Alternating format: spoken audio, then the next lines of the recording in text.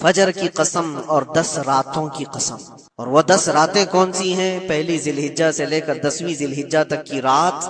یہ 10 راتیں اتنی عظمت والی ہیں کہ اللہ خود ان کی قسم فرما رہا ہے، اللہ ان کی قسم یاد فرما رہا ہے. اور ان ایام میں جو اعمال کیے جاتے ہیں اللہ کی بارگاہ میں مقبول ہوتے ہیں. یہ حرمت والے مہینوں میں سے ایک مہینہ ہے.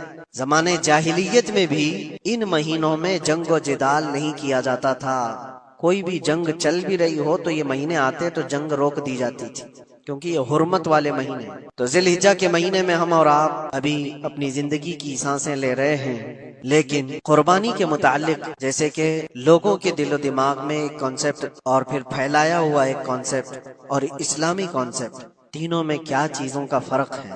اسلام کون سی قربانی چاہتا ہے؟ لوگوں نے کیا پروپیگنڈا پھیلایا ہے اور عوام کے ذہن میں کیا بیٹھا ہوا ہے؟ تینوں کو ہم تھوڑا سرسری نظر سے دیکھتے ہیں. سب سے پہلی چیز تو یہ ہے اسلام جس قربانی کی بات کر رہا ہے. قرآن میں اللہ فرماتا ہے لن ینال اللہ لحومها ولا دماؤها، نہ تمہارا گوشت نہ تمہارا بہایا ہوا خون اللہ تک پہنچتا ہے. وَلَكِنْ يَنَالُهُ التَّقْوَى مِنْكُمْ، بلکہ اس کے پیچھے جو تمہارا تقوی ہے وہ اللہ تک پہنچتا ہے. تمہاری نیت دیکھی جا رہی ہے، تمہارا اخلاص دیکھا جا رہا ہے. اسی لیے کہا گیا ہے کوئی گوشت کھانے کی نیت سے قربانی کرتا ہے تو اس کی قربانی ہوگی ہی نہیں. گوشت کی نیت سے اگر کسی نے قربانی کیا اس کی قربانی ہی نہیں. یا پھر اگر ذبح کرنے کے بعد بیچنے کی نیت کیا گوشت میں سے کچھ حصہ، وہ تجارت کی نیت کیا ہوا ہے، تب بھی اس کی قربانی نہیں. قربانی صرف وہ ہے جو خالص اللہ کی رضا کے لیے کرے، جو اللہ تعالیٰ نے حکم فرمایا مجھے اور اللہ کریم کے حکم پر عمل پیرا ہوتے ہوئے میں قربانی کر رہا ہوں، یہ اس نیت کے ساتھ جس نے قربانی کیا اس کی قربانی قبول ہے. یہ اسلام چاہتا ہے آپ کی قربانی. اور لوگوں کے دل و دماغ میں جو اکثر بیٹھا ہوا ہے وہ یہ ہے کہ موسم آ رہا ہے، سب کر رہے ہیں تو ہم کو بھی کرنا چاہیے. اور کچھ لوگ فیشن کے طور پر، کچھ لوگ بچوں کی ضد پر قربانی کر گئے. یہ لوگوں کے ذہن و دماغ میں بیٹھا ہوا ہے. نہیں میرے عزیزو، جو مالک نصاب ہے اس پر قربانی واجب ہے. یہاں تک کہ اللہ کے نبی صلی اللہ علیہ وسلم نے ارشاد فرمایا استطاعت ہونے کے بعد، مالک نصاب ہونے کے بعد جس نے قربانی نہیں کیا، حضور فرماتے ہیں وہ ہماری عیدگاہ کے قریب بھی نہ ہے. حضور اکرم صلی اللہ علیہ وسلم فرماتے ہیں وہ ہماری عیدگاہ کے قریب نہ ہے. اس کے لیے دنیا میں یہ وعید ہے تو آخرت میں اس کا عذاب اور ہے. تیسری چیز جو پروپیگنڈا کیا پھیلا ہوا ہے قربانی کو لے کر، ایک بہت بڑا پروپیگنڈا ہے. اسلام کے خلاف کچھ بھی بات پھیلانے کے لیے لوگوں کو صرف ایک چھوٹی سی سوئی چاہیے کہ ان کا ایک پھیلایا ہوا یہ پروپیگنڈا کہ لاکھوں ہزاروں اینیملز اس میں کاٹ دیے جاتے ہیں، ذبح کر دیے جاتے ہیں، خون بہایا جاتا ہے. اس کا حاصل کیا ہوتا ہے؟ جیوت چیزوں کو مار دیا جاتا ہے. میرے عزیزوں، لوگ یہ باتیں تو صرف اور صرف اسلام کے خلاف کرنے کے لیے پھیلاتے ہیں، جبکہ میں آپ کو بتاؤں دنیا کے تقریباً مذاہب میں قربانی کا کانسیپٹ موجود ہے. اکثر دینوں میں وہ الگ انداز ہے، کہیں بلی چڑھانا ہو گیا ہے، کہیں دیوتا کو کچھ پیش کرنا ہو گیا ہے. قربانی کا کئی جگہوں پر یہ کانسیپٹ موجود ہے، لیکن کوئی اپنے گریبان میں جھانکتا تھوڑی نہ، دوسرے کے گھر میں جھانکنے کی عادت زیادہ ہوتی. اسلام کی قربانی لوگوں کو نظر آتی ہے کہ مسلمان جتنا پریکٹیکل ہے اپنے دین پر، دنیا میں کوئی بھی اپنے دین پر اتنا پریکٹیکل نہیں ہے. کوئی بھی اپنے دین پر اس طرح پابندی سے عمل کرنے والا ملتا نہیں. جلن اسی بات کی تو ہے کہ کوئی پوسٹر نہیں لگاتے، کوئی اعلان نہیں کرتے اور جمعہ میں پوری صفحے ان کی بھری نظر آتی. کون تمہیں پرچار کر کے جمعہ میں بلاتا ہے؟ وہ خالق کائنات کی طرف سے تمہارا جو لگاؤ ہے وہ جو تمہیں کھینچ کر گھروں سے مسجدوں میں لاتا. فتنوں کا دور ہے، اس کے باوجود جمعہ میں کوئی بھی مسجد ایسی نہیں ہوگی جو خالی پڑی ہوئی. مسلمان آج کے دور میں بھی اپنے دین پر عمل پیرا ہے اور یہ تکلیف کا سبب بن جاتا ہے دوسروں کے لیے. اسی طرح قربانی کے ایام آتے ہیں تو کچھ ماڈرن خیالات والوں کو لا کر کے ہمارے درمیان پیش کیا جاتا ہے. وہ ایسی میٹھی باتوں کے ذریعے سے تمہیں لبھانے کی کوشش کریں. اتنے پیسے خرچہ کرنے کے 40,000 کا 50,000 کا بکرا لینے سے بہتر ہے کسی غریب کو مدد کر دیا جائے، کسی کا گھر بنا دیا جائے، کسی کا راشن پہنچا دیا جائے. میاں وہ سال بھر ہم کرتے ہیں الحمدللہ، قربانی کے دنوں میں ہی کیوں؟ اللہ کے نبی صلی اللہ تعالیٰ علیہ وسلم کی حدیث سن. حضور پاک صلی اللہ تعالیٰ علیہ وسلم فرماتے ہیں قربانی کے دن یعنی ذی الحجہ کی 10، 11 اور 12 تین دنوں کے اندر حضور فرماتے ہیں کوئی عمل دنیا میں قربانی سے زیادہ اہمیت اللہ کے نزدیک نہیں رکھتا. کوئی عمل اللہ کو اس سے زیادہ پیارا نہیں ہے قربانی. اور ایک بات میں آپ کو بتاؤں، لوگ ہمیں ظالم کی شکل میں پیش کرتے ہیں کہ کاٹ دیتے ہیں، ذبح کر دیتے ہیں. ہم اپنی مرضی سے اگر کاٹیں، اپنی خواہش کے لیے کاٹیں تو حرام ہے، اور جس نے خود جان ڈالا ہے اس کے حکم پر کاٹیں تو یہ حرام نہیں ہے. یہ اس کے حکم کی فرمان برداری ہے۔ ایک بات یاد رکھو، جانور تو یہ بکرا ہو، بھینس ہو، اونٹ ہو، جن کی قربانیاں ہوتی ہیں یہ الگ۔ جو مچھلی کھاتے ہیں اس میں بھی اگر کوئی انٹرٹینمنٹ کے لیے شکار کرتا ہے کہ اپنی تفریح قلب کے لیے، تو اس مچھلی کا شکار کرنا بھی حرام ہے۔ ہاں، کھانے کی نیت ہے، تجارت کی نیت ہے، تو مقصد کے تحت اگر مچھلی پکڑ رہا ہے تو اس کے لیے جائز ہے۔ اسلام یوں ہی کسی چیز کی جان لینا اور خون بہانے کا حکم نہیں دیتا۔ اللہ تبارک و تعالیٰ کا حکم ہے، اور اس نے کائنات کو جس انداز سے بنایا ہے، ان جانوروں کو اللہ تعالیٰ نے ہمارے کھانے کے لیے بنایا ہے، جس کی وجہ سے یہ قربان کیے جاتے ہیں۔ اور اگر میں کہتا ہوں سارے جانوروں کی قربانی بند کر کے دیکھ لو، پھر جانور ہی رہیں گے، تمہارا رہنا مشکل ہو جائے گا۔ اسلام کی یہ قربانیاں تو سال میں ایک مرتبہ ہوتی ہے نا، جو ایک دن کی جاتی ہیں 10ویں ذی الحجہ سے 12ویں کو۔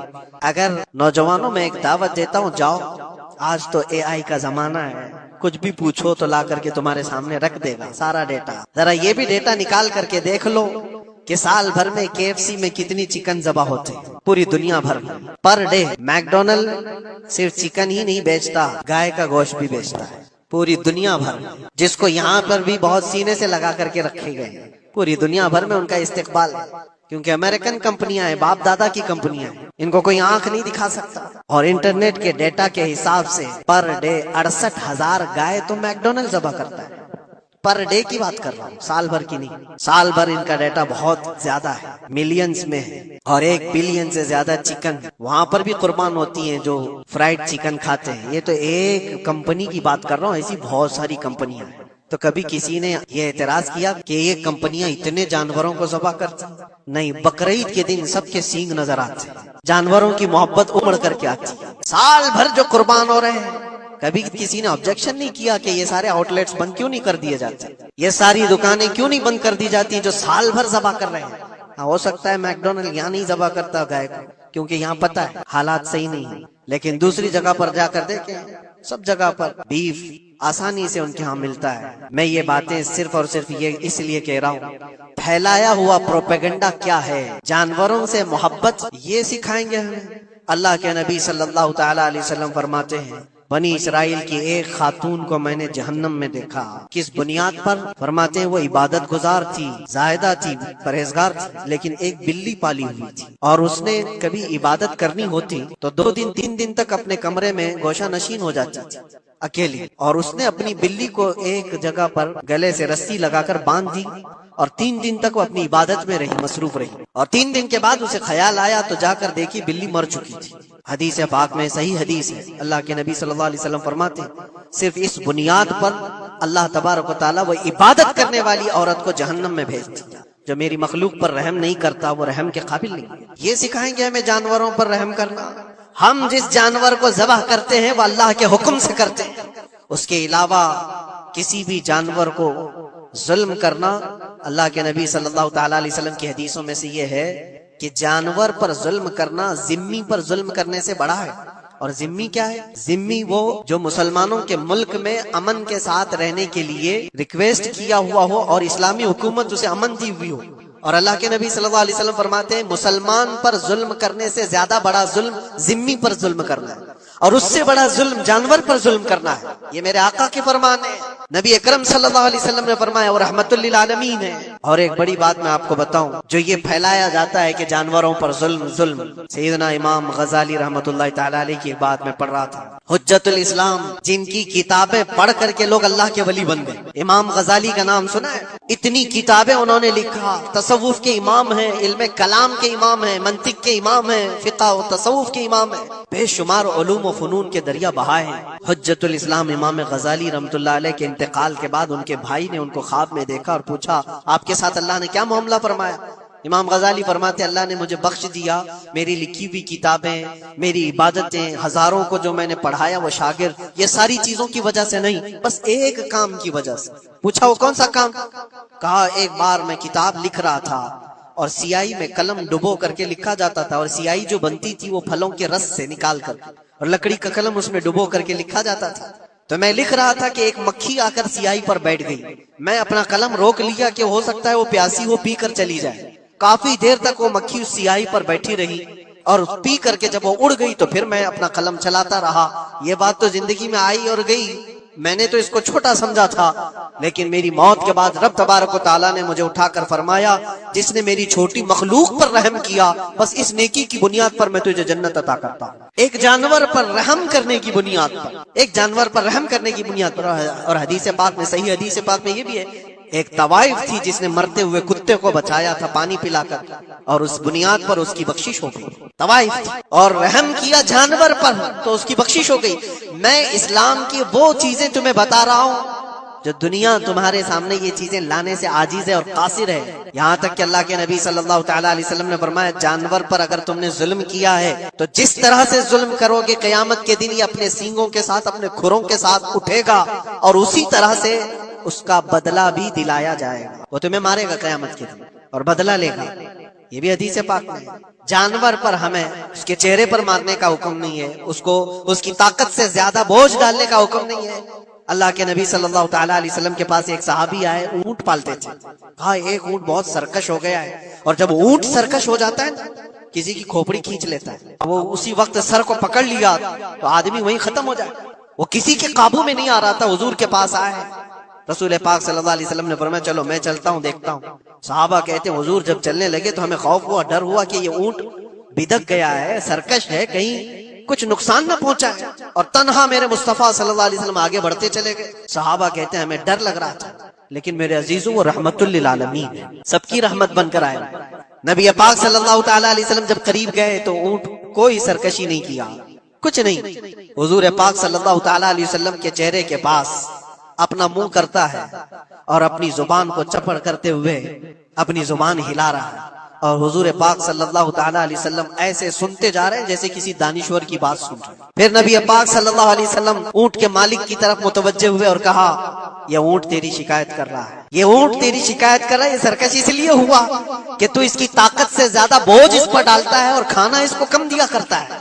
کیا یہ بات صحیح ہے؟ وہ جو بدو تھے، جو اونٹ کے مالک تھے، انہوں نے چہرہ جھکا لیا اور کہا وعدہ کرتا ہوں حضور پاک صلی اللہ علیہ وسلم سے کہ اس سے زیادہ، اس کی طاقت سے زیادہ بوجھ نہیں ڈالوں گا، اور اس کا چارہ، اس کے کھانے کا انتظام روزانہ کیا کروں گا. نبی پاک صلی اللہ علیہ وسلم نے اس اونٹ کی رسی پکڑی اور مالک کو دے دیا.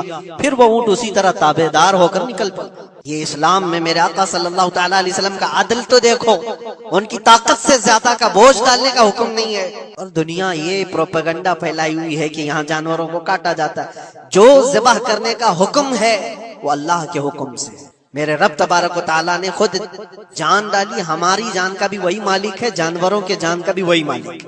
اگر اللہ کا حکم نہ ہوتا تو ہمیں چونٹی مارنے کی بھی اجازت نہیں. اللہ کا حکم نہ ہوتا تو ہمیں کسی کو بھی قربانی کرنے کی اجازت نہیں ہوتی. یہ رب تبارک و تعالیٰ کا حکم ہے. تو ظاہر سی بات ہے ہم اللہ کے بندے ہیں. رب تبارک و تعالیٰ جانوروں کی قربانی کا حکم دیا، اس لیے ہر سال بقرعید میں مسلمان قربانی کرتے ہیں. اگر اللہ چاہے تو اپنے بیٹوں کی قربانی کا بھی حکم دے، اور دیا ہے رب تعالیٰ نے، اور وہ بھی کر کے دکھایا سیدنا ابراہیم علیہ السلام. اللہ تبارک و تعالیٰ اگر حکم دے تو کیا تم ایسے مسلمان نہیں ہو؟ مسلمان کا مطلب ہوتا ہے سر جھکانے والا اللہ کے حکم کے آگے. یہ نہیں پوچھے گا کہ کیوں ہے اور کیسے ہے. مسلم کہتے ہیں اپنا سر جھکا دیا اللہ کی بارگاہ میں، اس کے حکم کے آگے. اللہ تبارک و تعالی ہماری جانوں کا مالک ہے. اگر وہ چاہتا تو ہماری قربانی کا حکم دیتا، ہمارے اولاد کا. لیکن رب تبارک و تعالی نے یہ سنت ابراہیمی پر پوری دنیا کو ثواب دینے کے لیے جانوروں کی قربانی کا حکم عطا فرمایا. میرے آقا صلی اللہ تعالی علیہ وسلم کے پاس ایک صحابی حضرت زید بن ارقم آئے اور پوچھا یہ قربانی کیا ہے میرے آقا؟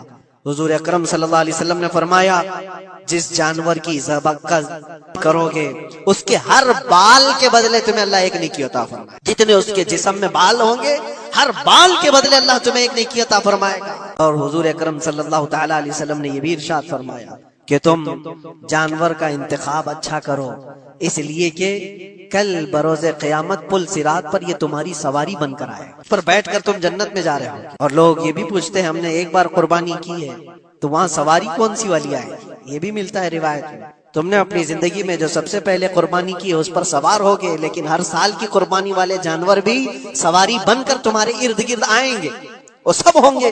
تم انتخاب کرو جس پر سوار ہونا چاہو. اسی لیے قربانی میں عیب والے جانور کی قربانی جائز نہیں. لنگڑا ہو، لولا ہو، کان کٹا ہوا ہو، کیوں جائز نہیں ہے؟ دنیا تو یہ سمجھتی ہے کٹنے والا جانور وہ ہونا چاہیے جو ریجیکٹڈ ہو، جس کو کاٹا جا رہا ہے وہ دنیا میں کام کے لائق نہ ہو، اس کو کاٹنا چاہیے۔ دنیا کا یہ کانسیپٹ ہے، دنیا کا تصور یہ ہے۔ لیکن نہیں، اگر کوئی اپنے استعمال کے لیے کاٹ رہا ہوتا تو میں کہتا ہاں ریجیکٹڈ مال کاٹ لو، لیکن ذبح جو ہم کرتے ہیں قربانی میں وہ اپنے لیے نہیں، وہ رب ذوالجلال کے لیے ہے۔ اسی لیے بندہ یہ دیکھے میں اپنے رب کے حضور کیا پیش کر رہا ہوں۔ تم اگر کوئی ہدیہ تحفہ خریدنے جاتے ہو اپنے کسی عزت دار شخص کے لیے تو انتخاب سوچ سمجھ کر کے کرتے ہو کہ جس کو میں دینے جا رہا ہوں یہ کتنا ویلیو والا ہونا چاہیے، کتنا عزت والا ہونا چاہیے، اور جو رب تعالیٰ کی بارگاہ میں پیش کر رہے ہو اس کا بھی آپ خیال رکھو۔ اس لیے لوگ کام چلانے کی باتیں تو بہت کرتے ہیں۔ قربانی کے متعلق کچھ باتیں ہیں جو مجھے آج عرض کرنی تھی، اس لیے میں نے آج اس موضوع پر آپ سے خطاب کیا۔ بہت سارے لوگ طرح کے افواہیں بھی پھیلاتے ہیں، یہ تو ان غیر مسلموں کے اعتراضات کا میں نے جواب دیا۔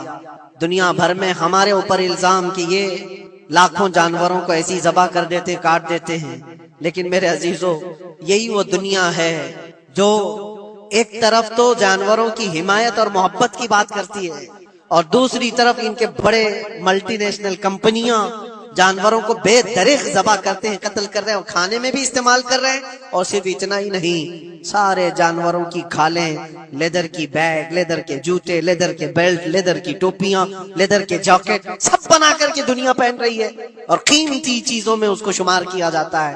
ان سے کوئی سوال نہیں کرتا کہ یہ سب چیزیں کہاں سے تم لائے، یہ سب چیزیں تم کہاں سے لائے؟ کیا بغیر کسی جانور کے ذبح کیے ہوئے اس کی کھال کا استعمال کرتے ہو؟ لیدر کا استعمال تو ساری دنیا بڑے فخر سے کر رہی ہے، حتیٰ کہ گھروں کے استعمال کرنے والے صوفے اور کرسیوں پر تک استعمال ہے، اپنی بیٹھنے والی گاڑیوں میں کار کی سیٹ پر تک استعمال ہے، تمہارے پہننے والے جوتے، تمہارے پہننے والے بیلٹ، تمہارے پہننے والے جاکٹ، سب جگہ تمہارا استعمال ہے۔ اور صرف میں یہ نہیں کہہ رہا کہ دنیا میں صرف مسلمان استعمال کرتے، ساری دنیا لیدر کا استعمال کرتی ہے۔ یہ لیدر کہاں سے آتا ہے؟ تو یہ دغلا پن، یہ جو ڈبل رول ہے، ڈبل سٹینڈ، ایک طرف حمایت کی بات کرنا اور دوسری طرف بے دریغ ذبح بھی کرنا، یہ سب چیزیں دنیا کو بیوقوف بنانا اور اسلام کے خلاف ایک پروپیگنڈا پھیلانا۔ لیکن اے مسلمان، ذہن و دماغ میں کسی ایسے ماڈرن کلچر کے ایسا کوئی فریفتہ ہو، اس کی باتوں میں آ کر تم یہ سوچو کہ نہیں اتنے پیسے میں قربانی کے بجائے صدقہ کر دوں، کسی غریب کو دے دوں، ناجائز ہے۔ تمہارے اوپر سے قربانی کا وجوب ختم نہیں ہوگا، وہ اسی طرح سے باقی رہے گا اور گنہگار بھی رہو گے۔ اللہ کریم سے زیادہ تم رحم کرنے والے نہیں ہو، اللہ ارحم الراحمین ہے۔ اللہ ارحم الراحمین ہے، جب وہ حکم عطا فرما رہا ہے تو کیا تمہارے دل میں اس سے بھی زیادہ رحم ہے؟ قربانی کے دنوں میں صرف قربانی ہی ہوگی۔ اب کچھ جو چیزیں ایسی ہیں پھیلائی گئی، دیکھیں ایک بات میں آپ کو بتاؤں، اللہ کے نبی صلی اللہ تعالیٰ علیہ وسلم رحمت للعالمین ہے، سب کا ماننا عقیدہ ہے، وہ رحمت للعالمین رسول صلی اللہ علیہ وسلم نے خود اپنے ہاتھوں سے قربانی فرمائی، اور ایک دو نہیں 100 اونٹ آئے تھے، جس میں سے 63 اونٹوں کو میرے آقا صلی اللہ علیہ وسلم نے نحر فرمایا، 63 اونٹوں کو خود حضور نے ذبح فرمایا، اور اس کے بعد حضرت علی مرتضی شیر خدا رضی اللہ تعالیٰ عنہ کو دیا، باقی کے اونٹوں کو تم ذبح کرو۔ نبی پاک صلی اللہ تعالیٰ علیہ وسلم نے یہ جو 100 اونٹوں کو ذبح فرمایا تھا یہ اپنے حج کے موقع پر، اور اس کے علاوہ ایک حدیث پاک میں یہ بھی ہے، حضور اکرم صلی اللہ علیہ وسلم نے جو 2 چت کبرے بکرے ذبح کیے تھے۔ چت کبرے کس کو کہتے ہیں؟ 2 کلر والے، بلیک اینڈ وائٹ جو ہوتے ہیں، ابلق ان کو کہتے ہیں عربی میں۔ 2 مینڈے ذبح فرمائے، ایک نبی پاک صلی اللہ تعالیٰ علیہ وسلم نے اپنی جانب سے قربان فرمایا اور دوسرا پوری امت کی طرف سے قربان فرمایا۔ یہ رسول پاک صلی اللہ تعالیٰ علیہ وسلم کے، اسی لیے تو میں عرض کرتا ہوں میرے عزیزو، ہمارے امام نے سچ کہا، جو نہ بھولا ہم غریبوں کو رضا، یاد اس کی اپنی عادت کیجئے۔ قربانی سال میں 1 مرتبہ ہو رہی ہے، رسول پاک صلی اللہ تعالیٰ علیہ وسلم قربان کر دیتے اپنے نام سے، وہ تو کیا ہی، لیکن قیامت تک آنے والی اپنی امت کی طرف سے بھی خود اپنے ہاتھ سے قربانی فرمائے۔ آج امت یہ پوچھتی ہے میرے عزیزوں، قربانی کے لیے 1400 سال پہلے تمہارے رسول نے تمہاری جانب سے قربانی کی، اور اللہ نے جس کو استطاعت دی، جس کو طاقت دی، میں یہ چاہتا ہوں کہ تمہارے اوپر جو قربانی واجب ہے اپنی قربانی کرو، ساتھ میں ایک اور قربانی میرے مصطفیٰ کی طرف سے، حضور اکرم صلی اللہ علیہ وسلم کی طرف، جبکہ ان کے احسان کا بدلہ پوری امت نہیں ادا کر سکتی، لیکن ہم ہدیہ تشکر کے طور پر اپنی طرف سے پیش کر سکتے ہیں۔ اور کچھ لوگوں نے یہ سمجھ رکھا ہے ایک بکرا لے کر کے آتے ہیں پورے گھر والوں کی طرف سے قربانی، ایک بکرا پورے گھر والوں کی طرف سے قربانی۔ میرے عزیزو، بکرا ایک آدمی کی طرف سے ہی قربان ہوگا جو مالک نصاب ہے۔ گھر میں اگر 4 لوگ مالک نصاب ہیں تو چاروں پر قربانی ہے، شوہر پر بھی، بیوی پر بھی، بیٹے پر بھی، جو مالک نصاب ہے۔ مالک نصاب کا مطلب کیا ہے آپ جانتے ہیں؟ جس کے پاس 52.5 تولہ چاندی یا 7.5 تولہ سونا یا اس کے برابر کی قیمت ہو، دونوں میں سے کسی ایک کے برابر کی قیمت ہو۔ اس زمانے میں آپ کیلکولیٹ کر لو 52.5 تولہ چاندی کی قیمت کیا ہو سکتی ہے۔ اتنی اگر تمہارے پاس رقم ہے، اتنی مالیت ہے تمہارے پاس، تو تم مالک نصاب ہو اور تمہارے اوپر قربانی واجب ہے۔ قربانی تمہارے اوپر واجب ہے، اور قربانی واجب ہونے کے لیے سال بھر پیسے ہونا ضروری نہیں، قربانی کے دنوں میں اگر وہ مالک نصاب ہوا تب بھی اس پر واجب ہے۔ زکوٰۃ کا حکم الگ ہے، قربانی کا حکم الگ ہے۔ اور پورے گھر کی طرف سے ایک بکرا قربان کیا تو کسی کا بھی نہیں ہوا۔ اگر 4 لوگ گھر میں رہتے تھے اور چاروں کی طرف سے ایک بکرا ذبح کیا اور چاروں کا نام لیا گیا ہے تو کسی کے نام سے قربانی نہیں ہوئی، کیونکہ پرٹیکولر